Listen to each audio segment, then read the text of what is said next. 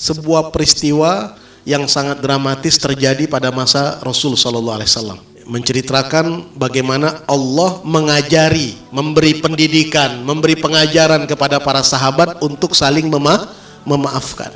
Pada satu ketika di kota Madinah terjadi yang namanya hadithul ifk.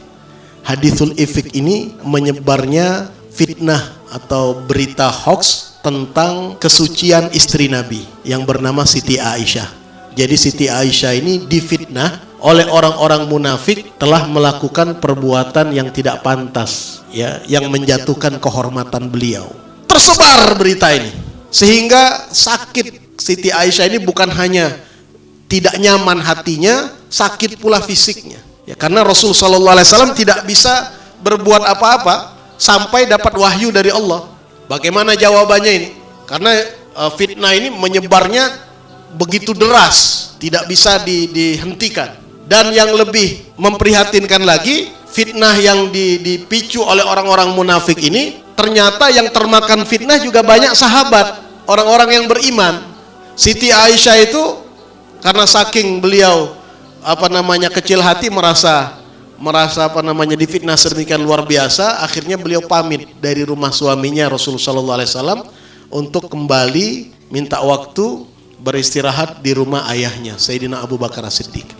Sampai akhirnya turun jawaban dari Allah, yang mana jawaban itu membebaskan Siti Aisyah dari tuduhan-tuduhan dan fitnah orang-orang munafik, bahwa itu semata-mata datangnya dari orang-orang munafik yang memfitnah dengan keji tentang kehormatan Siti Aisyah. Apa yang terjadi dalam cerita ini, salah satunya dalam salah satu episodenya itu adalah Mistah bin Utsatsa.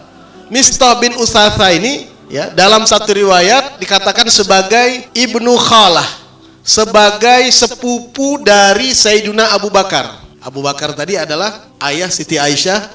Mistah ini datang dari kota Mekah dalam keadaan papa, tidak punya apa-apa. Dia orang miskin. Sayyidina Abu Bakar ngelihat kerabatnya seperti ini, maka beliau berinisiatif untuk menafkahi dan memberikan santunan secara rutin kepada Mistah ini. Jadi Mistah disantuni, dinafkahi secara rutin kehidupannya di kota Madinah oleh Sayyidina Abu Bakar. Jadi beliaulah yang menjamin kehidupannya. Singkat cerita, dalam kasus hadithul ifk ini, peristiwa hoax atau peristiwa fitnah ini tadi, ternyata Mistah ini dia masuk dalam pusaran fitnah. Bahkan dia yang juga ikut menyebarkan fitnah ini. Jadi omongan-omongan ini kemudian dia terbawa, kemudian dia sampaikan satu sama lain.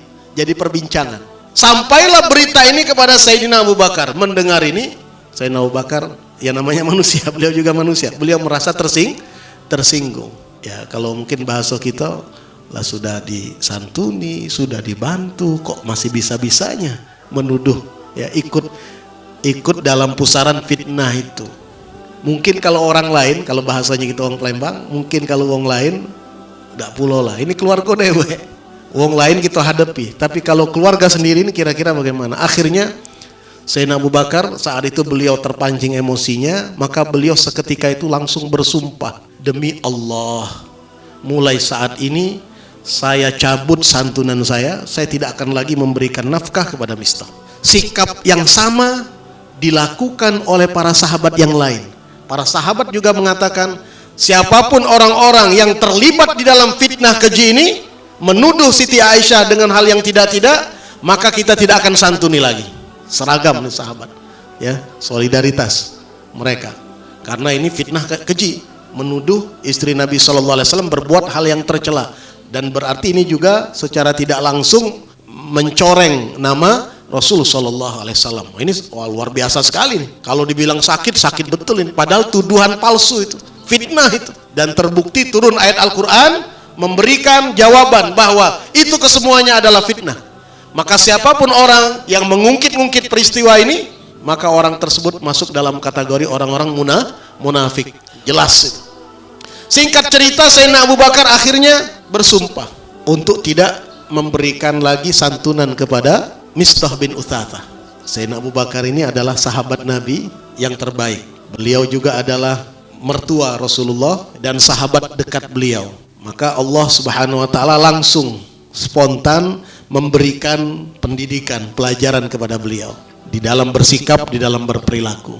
Allah berfirman dalam surat An-Nur ayat 22, wala ya'tali ulul fadli minkum was-sa'ati ayyutu ulil kurba wal masakina wal muhajirina fi sabilillah. Tidak seyogyanya orang-orang yang punya kelebihan harta, punya kelapangan, kok sampai-sampai dia bersumpah untuk tidak lagi menafkahi kerabatnya, menafkahi orang yang miskin, menafkahi orang yang berhijrah di jalan Allah, hanya karena ketidaknyamanan, ada kesalahan dari saudaranya itu.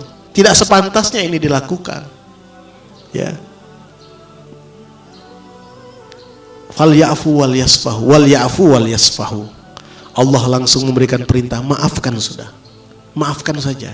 Wal yasfahu, tidak usah kemudian sampai harus diembargo, diboikot seperti itu. Hapuskan semua, anggap tidak ada kesalahan. Nah, sampai di potongan penggalan ayat berikutnya, ini yang kemudian membuat Sayyidina Abu Bakar ya merasa tersentak luar biasa. Allah berfirman, ala tuhibbuna an yaghfirallahu lakum? Tidakkah kalian ingin Allah mengampuni kalian? Jadi diikat tuh, ya, dihubungkan ampunan Allah dengan mengampuni sesama. Ampunan Allah dengan kita memaafkan kesalahan orang yang menyakiti kita. Kalau dibilang sakit betul. Sudah dibantu, di depan senyum, di belakang nusuk dari belakang. Kira-kira begitu. Ya, kalau dibilang sakit. Sayyidina Abu Bakar kita bayangkan bagaimana? Iya, putri beliau ini, istri Nabi, difitnah. Termasuk yang memfitnahnya adalah orang yang selama ini beliau santuni. Ya, saya rasa mungkin rasa sakit hati kita nggak seberapa dengan beliau. Tapi ketika Allah berfirman, ala tuhibbuna an yaghfirallahu lakum? Tidakkah kalian ingin Allah ampuni kalian? Maka beliau mengatakan, bala, iya ya Allah, uhibbu an taghfirali, aku berharap, aku senang, aku ingin sekali ya Allah, engkau mengampuni dosaku ya Allah. Jadi langsung berfikirnya tidak lagi lihat kesalahan orang, lihat dosanya yang sangat memerlukan ampunan dari Allah. Dan seketika itu juga beliau bersumpah, demi Allah mulai saat ini saya akan terus untuk memberikan nafkah santunan kepada saudara saya ini, dan tidak akan pernah saya cabut lagi selama-lamanya. Nah, jadi ini sebuah peristiwa besar yang sedemikian luar biasa, mengajarkan kepada kita, Allah ajarkan kepada kita bahwa salah satu potensi besar untuk mendapat ampunan dari Allah adalah dengan memaafkan kesalahan sesama. Jadi jangan kita batasi ampunan Allah itu kita dapatkan dengan kita berzikir saja, dengan kita sholat saja, dengan kita beristighfar saja, dengan kita bertaubat saja. Tetapi di saat kita memaafkan kesalahan orang-orang yang menyakiti kita, terutama kerabat-kerabat dekat kita, saudara-saudara kita yang menggores, melukai, mencederai harga diri kita, kita maafkan, maka ini menjadi peluang besar kita untuk mendapat ampunan dari Allah.